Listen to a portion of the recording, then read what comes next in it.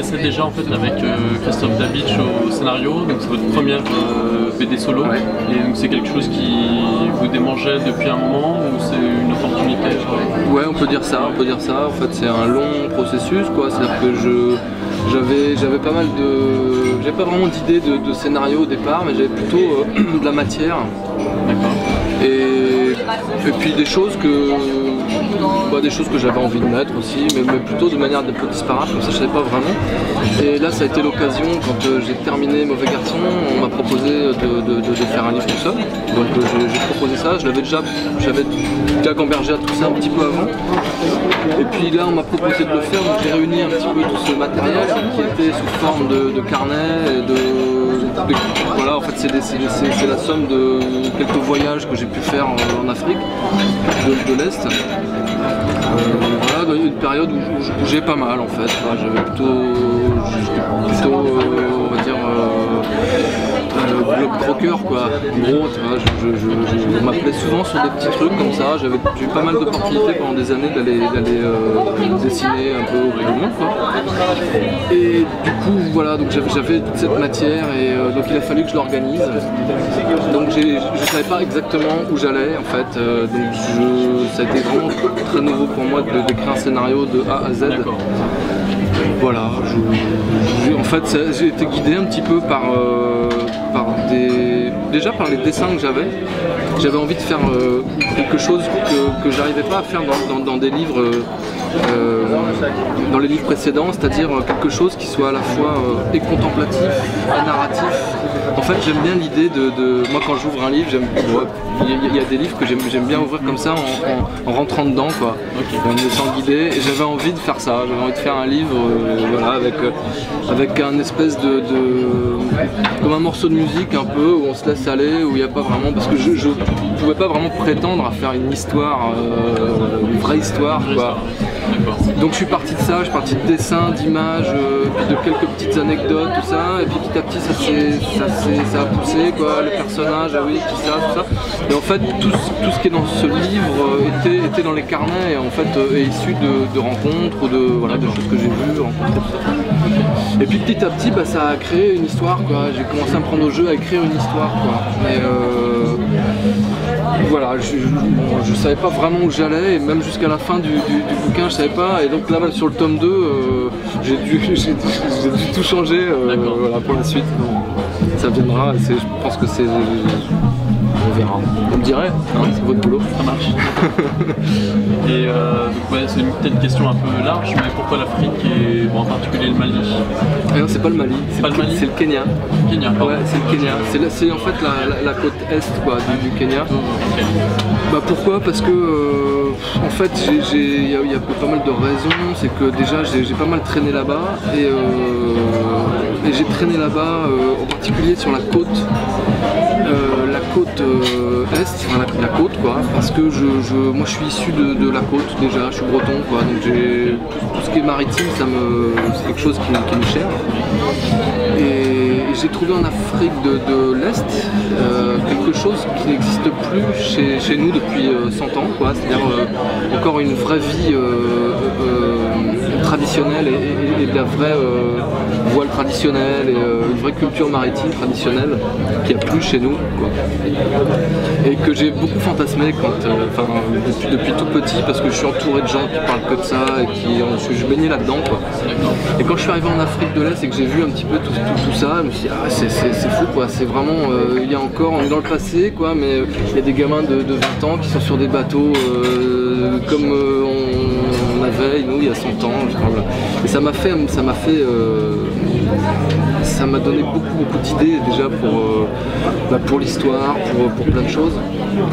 Et puis l'Afrique c'est aussi, bon ça paraît bête de dire ça quoi, mais c'est vraiment un pays qui m'a mis une grosse claque à un âge où, donc je crois vers les 18 ans, je suis allé pour la première fois là-bas, mais c'était au Burkina Faso, où j'ai pris une grosse claque quoi, parce qu'en fait ça m'a sorti carrément ça m'a mis plutôt le nez dans la réalité de ce qu'est le monde en fait quoi, que c'est pas juste chez nous avec de l'électricité quand tu appuies sur un bouton ou de l'eau quand on a un robinet. et plein de choses comme ça, et puis une réalité humaine, etc. quoi. Et du coup, ça faisait longtemps que je baignais dans cette espèce de pas fantasme africain, mais en tout cas comment dire, quelque chose qui m'a affecté, voilà, à un moment, et qui m'a transformé sans doute. Et donc c'est une façon de rendre aussi un petit peu, faire un petit bilan de tout ça, quoi. Enfin, en tout cas, voilà, peut-être, je sais pas, peut-être sortir quelque chose, quoi, à propos de ça, quoi. Alors c'est très très dur de pas être dans les poncifs de l'Afrique, de pas être dans les clichés, tout ça. Il y en a sûrement des clichés dans ma BD, mais c'est pas grave parce que finalement, enfin moi j'ai fait ce que j'ai pu, j'ai fait ce que j'ai vu aussi. Et puis c'est une fiction, et puis voilà. Bon après. Enfin, moi justement, ce que j'ai aimé aussi, c'est que vous prenez des passages qui ont déjà été assez empruntés, donc il y a tout l'Afrique avec le côté chaman, il y en a qui parlent d'origine, on a le personnage âgé qui fait un peu un chaman, on a aussi les Africains avec les touristes qui se jouent des touristes, on a même des expatriés qui sont peut-être un peu parfois maladroits et qu'on peut taxer de colonialistes ou des choses comme ça. Mais ça fait pas, justement ça fait pas cliché, enfin, on a déjà vu ça ailleurs, mais ça fait pas, je trouve ça, je le ressentais pas comme un grand cliché, vous avez apporté un regard assez... Bah tant mieux, parce qu'en fait... Peut-être avec l'enfant aussi. Peut-être, ouais, alors... bon, moi j'ai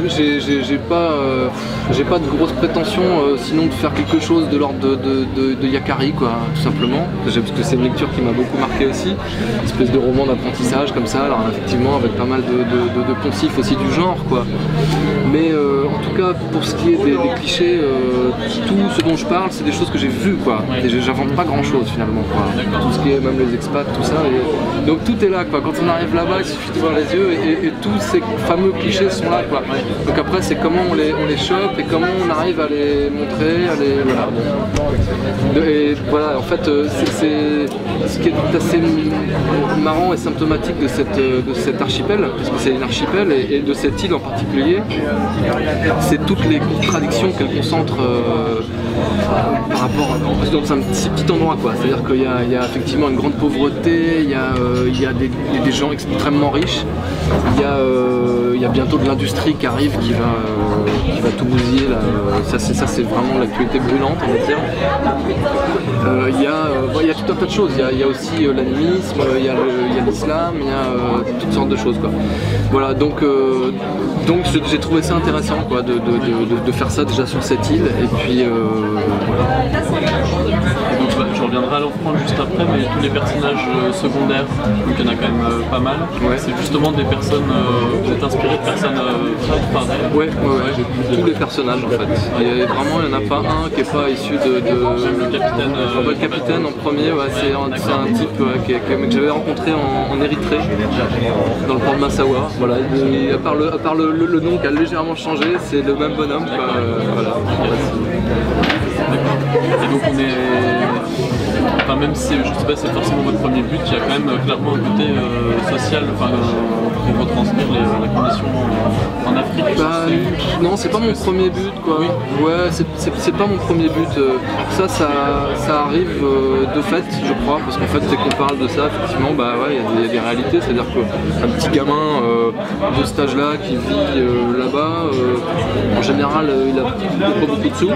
Donc, si c'est ça, social, bon bah ouais, c'est des gars qui n'ont pas beaucoup de sous, qui doivent se démerder pour compter tous les jours. Après, il y a les contrastes, comme je disais.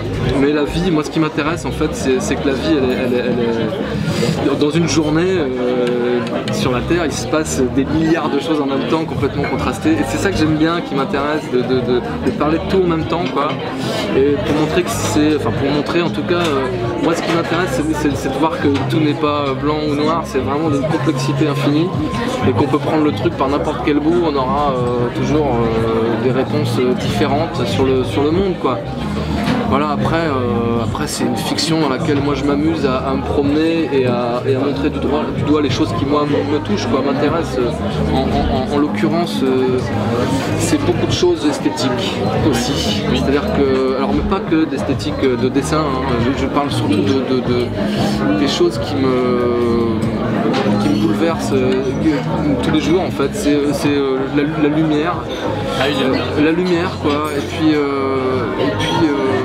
les objets, quoi. Enfin, les maisons aussi, tout ça, toutes ces choses-là qui vivent. Voilà, ça c'est quelque chose que j'aime bien dessiner, que j'aime bien rendre, voilà, que j'aime bien voir aussi en dessin. J'aime bien les livres où il est question de ça aussi, quoi. Voilà.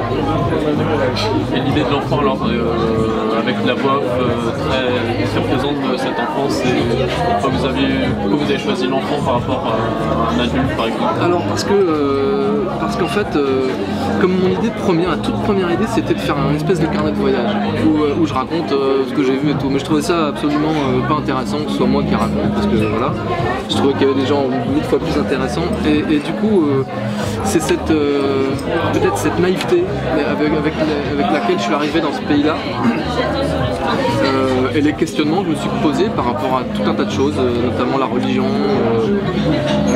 et puis les gens, comment ils me parlaient de la religion et leur naïveté aussi par rapport à ça, et tout ce que j'ai pu moi en percevoir, avec aussi la barrière de la langue. J'ai pu retranscrire ça dans la tête d'un enfant. J'étais un peu comme un enfant en fait, qui n'a pas toutes les cartes et qui comprend ce qu'il a à comprendre sur la religion, sur les grands, sur le monde des adultes, sur le monde du travail, sur le monde de plein de choses, quoi. Donc voilà, c'était une façon de m'identifier, quoi, avec un personnage. Et puis c'est aussi une rencontre, c'est-à-dire un petit gamin qui m'a pas mal accompagné à un moment donné quand j'étais là-bas, et qui à un moment où c'était un peu galère, j'ai eu pas mal d'embrouilles, enfin de petits trucs, quoi. Et c'était le seul qui était vraiment honnête, c'était le seul qui était absolument honnête et qui a jamais essayé de m'enfler ou quoi que ce soit. Et voilà, donc c'est bien, quoi. Donc c'était aussi une façon de parler de lui et bon voilà, quoi. C'est peut-être la personne que je connaissais le mieux en fait, voilà. Et puis sa vie, c'est un peu celle que je raconte là, c'est-à-dire il va effectivement pas à l'école. Il se débrouille, enfin voilà, encore une fois j'ai pas inventé grand chose, quoi. Voilà. Et puis c'est son nom aussi, son prénom aussi. J'ai juste changé 2-3 lettres. Okay. Voilà. Et puis sinon pour un aspect plus graphique, j'ai vraiment bien aimé le découpage en fait, où vous n'hésitez pas à faire des très grandes cases, parfois ça prend carrément les 2 pages. Ouais, bah ça casse un peu le rythme, ça fait un rythme un peu plus lent, parfois ça ralentit un peu, et ça vous avez on le retrouvait déjà un peu dans vos autres BD, mais vous avez fait vraiment attention à... Bah disons que moi je sais pas si c'était comme moi, mais moi j'aime bien ça dans un bouquin, quand j'ouvre un bouquin. En fait c'est du dessin, quoi, même dans les bouquins de photos aussi, quoi. Quand t'as une pleine page comme ça, tu rentres dedans. Donc pourquoi pas le faire, quoi. Et puis c'est vrai que moi en général quand je regarde dans ma bibliothèque de bouquins comme ça, je regarde la tranche, et puis il faut une bonne raison pour ouvrir un bouquin, et c'est vrai que je me le suis dit après, je me suis dit pas en faisant ça, mais c'est vrai que les bouquins que j'ouvre en général, c'est des bouquins où je sais que je vais aller un peu ailleurs, je vais prendre un peu d'air, je vais voir une fenêtre, quoi. Voilà. Donc c'est un peu ça aussi que j'aime bien moi là-dedans, quoi. C'est-à-dire on fait du dessin, autant y aller généreusement, quoi. Moi je me rappelle les Tintins, quand à un moment donné, tu sais, dans les Crabes aux pinces d'or, t'as une grosse page et tout, tu fais t'es content, quoi. Ça fait plaisir, quoi. Donc voilà, bon, c'est juste ça. Puis j'ai un éditeur qui me suit là-dessus, qui aime bien jouer à ça aussi, donc voilà. Et je sais pas si c'est un peu l'air marin et le fait de voir des voiliers avec des mouettes et tout, mais j'ai sur quelques planches pas mal pensé à Hugo Pratt. Ah bah ouais, carrément. Ah oui, bien sûr, c'est ma référence numéro 1 en fait, complètement, c'est complètement assumé. En fait, même c'est vraiment les seuls bouquins, seuls BD que j'arrive à relire vraiment infiniment, quoi. Je peux relire des Pratt jusqu'à la fin de ma vie, je pense que je pourrais relire des Pratt, toujours retrouver des nouvelles choses. Et effectivement, dans ces bouquins, il y a de l'air, quoi. Il y a beaucoup d'air, quoi. La balade de la mer Salée, pour moi, c'est le bouquin référence, quoi.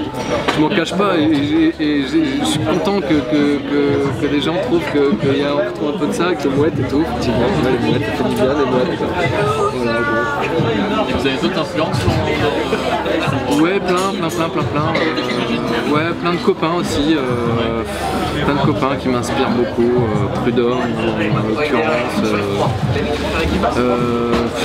Giro, Moebius, quoi. Bien sûr, évidemment, quoi. Ensuite, il y a bon, Herman qui m'a pas mal influencé aussi. Il y a Carrie, justement, j'en parlais, quoi. Tout, en fait. La photo, beaucoup. Je regarde beaucoup de bouquins de photos, en fait, parce que parce qu'un bouquin de photos, il n'y a pas forcément la légende qui va avec. Et on doit faire un travail, on doit travailler à aller chercher l'histoire là-dedans. Et j'aime beaucoup ça, en fait. Ça me procure beaucoup de plaisir de regarder des bouquins de photos, quoi, parce que, voilà. Et rapidement, c'est au niveau de votre dessin, c'est la technique que vous utilisez. C'est du... Enfin, pour ce bouquin-là, c'est de la plume, avec quelquefois du pinceau, donc à l'encre de Chine, et puis de l'aquarelle et de l'encre colorée. Et en fait, c'est un des bouquins précédents, j'étais pas encore passé à l'ancrage, parce que j'avais peur, en fait, que ça fige un peu le dessin. Donc c'est pour ça que j'avais laissé un peu toujours un peu crayonné, toujours au crayon, quoi. Et là, le fait de passer à l'encre, pour moi, ça a été vachement important. Et au début, j'ai pas mal galéré quand même. J'ai refait beaucoup de pages parce que c'était vachement dur, quoi. Donc j'ai essayé d'assouplir un peu tout ça, quoi. Voilà. Et sinon, une petite question un peu plus légère. Il y a un moment, vous intégrez une image de film indien. C'est un clin d'œil particulier ou c'est un humour? Ouais, c'est parce qu'en fait, parce que je trouve que déjà, c'est des films qui sont super kitsch. Et puis je trouve qu'intégrer une photo, c'est super kitsch. Voilà, donc je pouvais pas faire autrement, quoi. Voilà. Donc ouais, c'est kitsch, quoi. C'est mal fait. En plus, je l'ai mal fait. C'est un peu fait à la bidouille. Voilà. Et puis sinon, pareil, une question assez légère dans les remerciements. Je vais que vous avez remercié à la toute fin Fantasio. Ouais. C'est Fantasio le musicien. J'essaie parce que vous avez. Bon, parce que ouais, c'est partie des musiques que j'ai beaucoup entendues. Puis oui, vous précisez pour l'énergie. Ouais, il m'a énormément aidé à un moment. Pour plein de raisons. Tu sais, quand t'es tout seul et que t'es là et que tu parles tout seul, et que tu fais tes petites voix et que tu deviens un peu fou, quoi.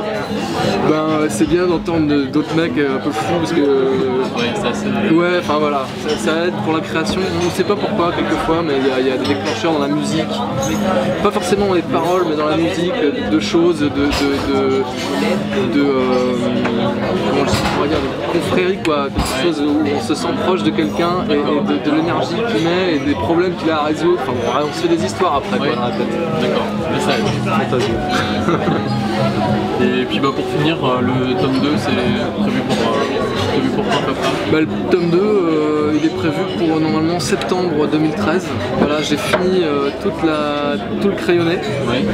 Tout, voilà, j'ai tout là. Et j'ai plus qu'à ancrer. Et j'ai plus qu'à faire gaffe de ne pas dire trop de conneries. D'accord. Et mettre les couleurs, et voilà. Okay. Merci beaucoup. Merci à vous en tout cas. Voilà. Et longue vie à scénario. Merci.